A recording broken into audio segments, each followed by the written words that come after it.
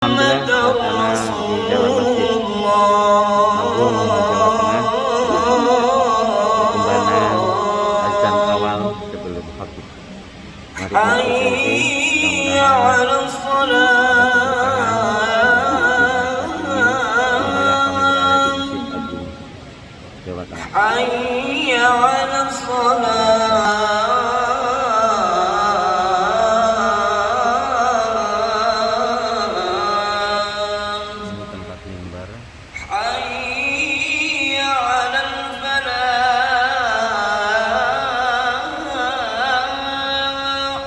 Alhamdulillah kami berada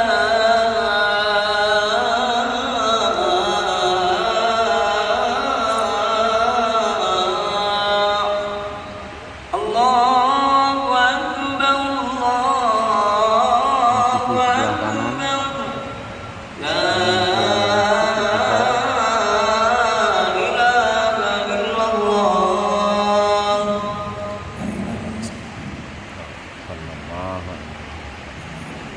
Ikuti khutbah Jumat di Masjid Agung Jawa Tengah.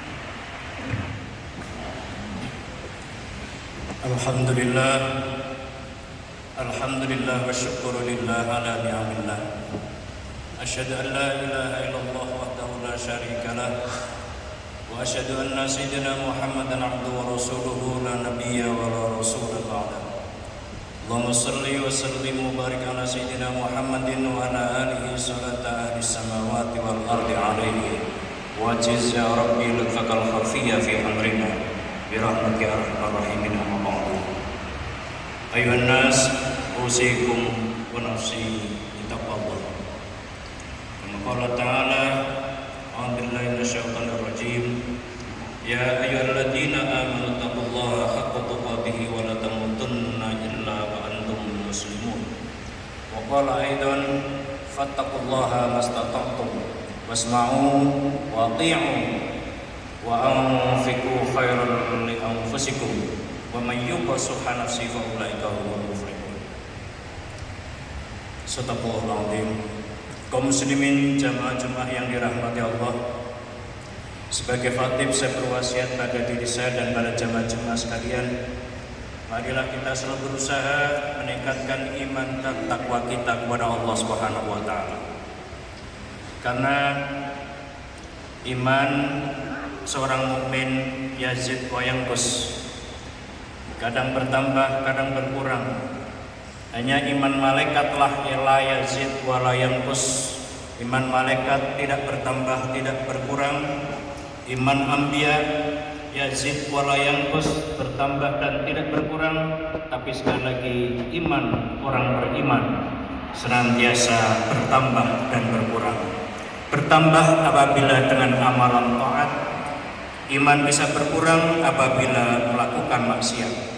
Oleh karena itu, setiap khatib Jumat selalu berwasiat, takwa adalah rukun khutbah Jumat. Jamaah-jamaah yang dirahmati Allah, tema khutbah yang diamanatkan pada kami Jumat ini adalah menyikapi keadaan situasi di akhir zaman. Perlu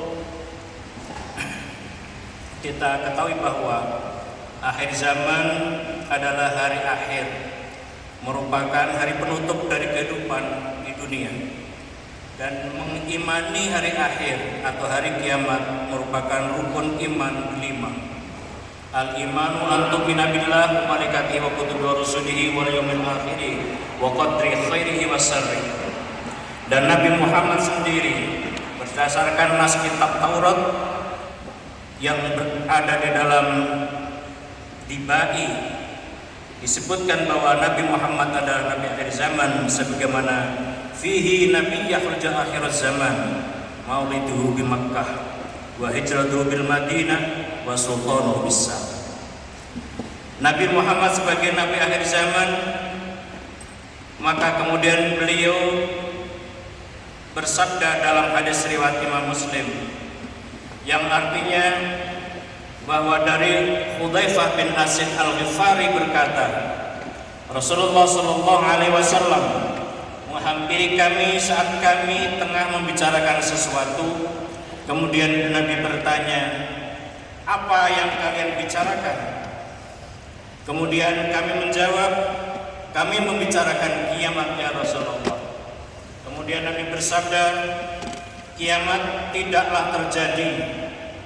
Kiamat tidaklah terjadi sehingga kalian melihat 10 tanda-tanda.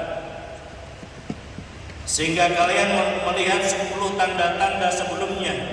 Kemudian Rasulullah menyebut yaitu adanya kabut, adanya Dajjal, kemudian Dabbah, terbitnya matahari dari barat, turunnya Nabi Isa bin Maryam alaihissalam, Ya'juj dan Ma'juj, 3 gerhana, gerhana di timur, gerhana di barat, gerhana di Jazirah Arab, dan terakhir api muncul dari Yaman, menggiring manusia menuju tempat perkumpulan manusia. Jamaah-jamaah yang dirahmati Allah, jawaban Rasulullah SAW tersebut dengan menyebutkan tanda-tanda tersebut bertujuan agar para sahabat tidak menghabiskan waktunya untuk memikirkan kiamat. Bukan hanya itu, ketidakpastian tanda-tanda kiamat yang ada dalam hadis Rasulullah SAW sesungguhnya sebagai penguat bahwa kiamat memang ada. Kiamat harus diyakini ada, namun tidak akan disebutkan kapan itu terjadi. Sebagaimana firman Allah, Bismillahirrahmanirrahim, yas'alunaka an sa'ati ayyana mursaha.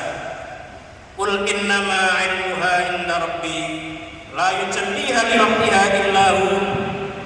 Saqulat fis samawati wal ard la ta'tikum illa baghtah yas'alunaka ka'annaka hafiyun 'anha qul innama 'ilmuha 'indallahi walakinna aktsaran nasi la ya'lamun.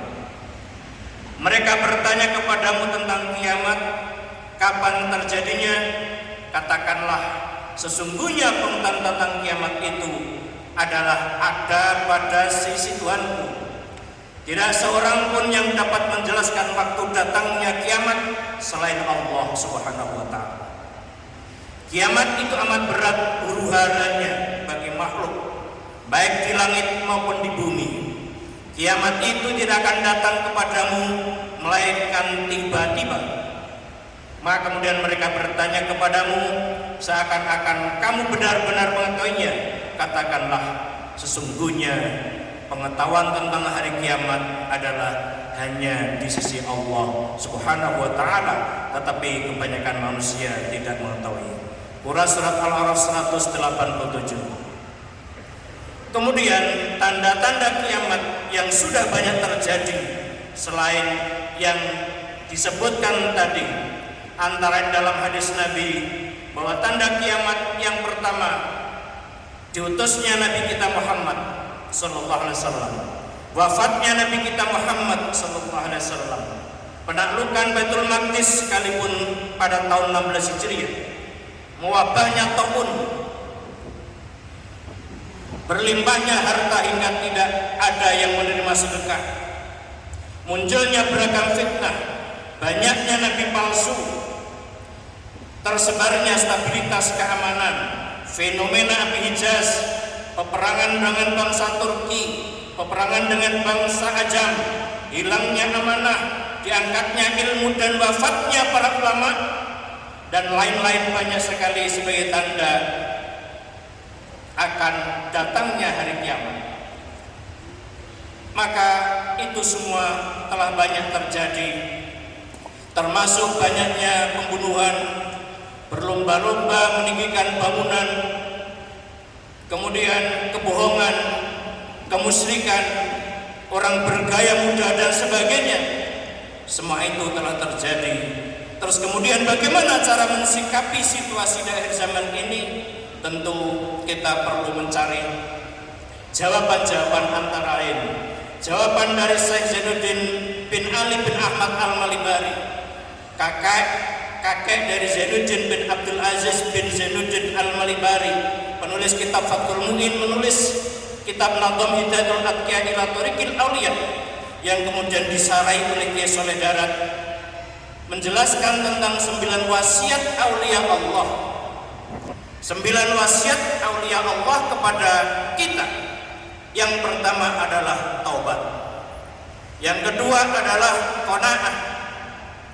Yang ketiga zuhud. Yang keempat belajar ilmu. Yang kelima menjaga sunnah Nabi. Yang keenam tawakal. Ketujuh ikhlas. 8 uzlah. Dan 9 hifdzul awqat atau menjaga waktu. Namun Sayyidina Al-Malibari kemudian dijelaskan oleh Syekh Saleh Darat, ketika zaman sudah rusak karena sudah banyak terjadi tanda-tanda kiamat, maka para ulama salaf termasuk Al-Malibari menyarankan perlunya uzlah. Wal uzlah al-ula idza fasada zaman au khafa min fitani bidinin mubtala.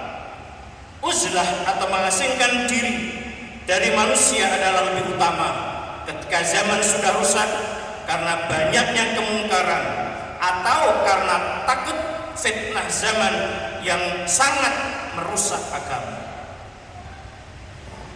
Kemudian dia saudara dalam Minhajul Atqiya fi Sarhi Hidayatul Atqiya ila Tariqil Auliya itu kemudian berisyarat bahwa ketika fasaduz zaman sudah rusak, banyaknya kemungkaran, banyaknya maksiat, dan ketika ada rasa takut bila ada fitnah yang menjadikan rusaknya agama, maka yang utama adalah uzlah, yaitu memisahkan diri, tidak berkumpul dengan manusia lain. Kemudian di sini Syekh Saleh Darat menambahkan hadis, menambahkan asar sahabat, kemudian pendapat para ulama yang demikian banyak, termasuk kemudian Rasulullah SAW disebutkan bersabda bahwa ketika engkau melihat manusia sudah merusak janjinya, ketika manusia sudah merusak janjinya dan membuat mudah terhadap amanah Allah yang ada pada dirinya, dan ada perilaku manusia seperti itu, maka kemudian Rasulullah menyertai dengan ibu jarinya, ibu jari tangan beliau ngapurancang. Maka Abdullah bin Umar bertanya, kami harus bagaimana ketika berada di zaman itu wahai Rasul? Maka kemudian Rasul menjawab, tetaplah kamu di dalam rumahmu dan pelihara lisanmu, carilah hal-hal yang ma'ruf menurut syara dan tinggalkanlah hal-hal yang mungkar menurut syara. Maka engkau wajib mengikuti perilaku ulama dan tinggalkan olehmu tata cara orang pada umumnya. Dan di dalam zaman tersebut orang merasa tidak aman dari teman duduknya. Di dalam zaman tersebut banyak ahli khutbah tetapi sedikit ulamanya. Banyak orang minta, sedikit yang memberi. Sesungguhnya di zaman tersebut menjadi kebutuhan manusia terhadap ilmu, khususnya adalah ilmu agama. Karena di dalam uzlah itu dilanjutkan oleh Syekh Saleh Darat, orang akan merasa selamat dari kejelekan berkumpulnya dengan orang, meskipun uzlah harus ada adab, yaitu wajib niat sengaja mencegah kejelekan dirinya terhadap manusia, dalam arti memenjarakan nafsunya, jangan sampai jelek dirinya atau menjelekkan orang lain. Hendaknya niat menghindarkan dan menjauhkan diri dari kejelekan orang jahat, dalam arti jangan sampai terkena kejelekan orang lain. Niat tidak berkumpul manusia karena merasa dirinya tidak bisa memenuhi hak terhadap manusia lain, baik dengan ilmunya, jiwanya maupun hartanya. Yang keempat, menyengaja bertujuan untuk penuh ibadah kepada Allah Subhanahu wa taala. Jamaah-jamaah yang dirahmati Allah, sekalipun uzlah itu ada dan banyak faedah, namun ada kesan kurang peduli kepada manusia. Terlebih ketika orang memiliki ilmu, ketika memiliki kekuasaan, ketika orang memiliki kelebihan, ketika orang dibutuhkan orang lain, maka uzlah itu tidak dibenarkan. Maka uzlah itu adalah tidak dibenarkan karena berkumpul dengan saudara-saudara kita muslim di dalam sholat Jumat, sholat 5 waktu berjamaah, sholat Idin, sholat jenazah, menjenguk orang sakit, mengantar jenazah, menemui tamu, itu semua lebih utama daripada uzlah. Namun yang utama adalah bagi laki-laki atau bagi orang laki-laki mukmin yang memiliki kemampuan untuk amar ma'ruf nahi munkar dengan ilmunya, dengan kuasanya dan sebagainya. Imam Al-Ghazali menjelaskan faedah berkumpul dengan manusia agar tidak uzlah. Yang pertama, taklim, mengajar atau ta'allum atau belajar. Dalam berkumpul dengan kerumunan orang, kalau tidak mengajar harus belajar. Keduanya adalah afdhalul ibadah. Yang kedua, berkumpul yang bisa beri manfaat bagi manusia lain melalui ilmunya, jiwanya atau hartanya. Yang ketiga, berkumpul mencari orang lain, mengajari orang lain, memberi contoh orang lain dengan perbuatan-perbuatan yang baik. Yang keempat, berkumpul agar mendorong nafsunya untuk rajin ibadah seperti bertemu dengan ulama yang soleh dan sebagainya. Yang kelima, berkumpul untuk mendapatkan pahala lantaran mengantar jenazah, menjenguk orang sakit, menghadiri jamaah Jumat dan sebagainya. Dan berkumpul dengan tawadhu terhadap orang lain karena tawadhu itu afdalul maqam.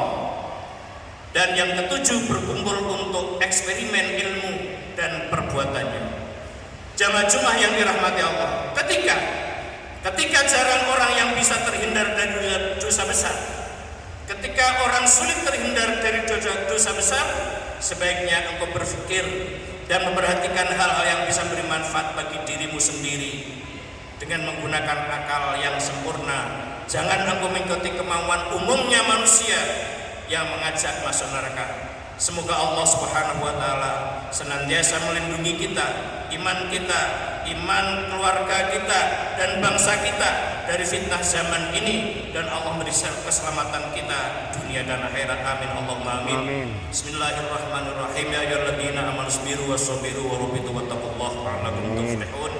Barakallahu li wa lakum fil Qur'anil azim wa nafa'ani wa iyyakum bima fihi minal ayatil hakim. Aqulu qouli hadza wastaghfiruh innallaha ghafurur rahim.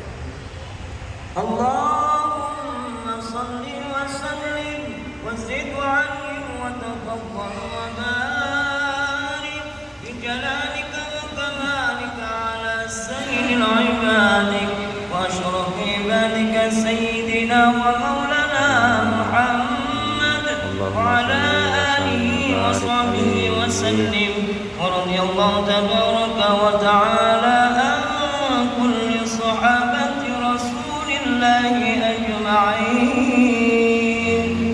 اللهم صل وسلم وبارك عليه.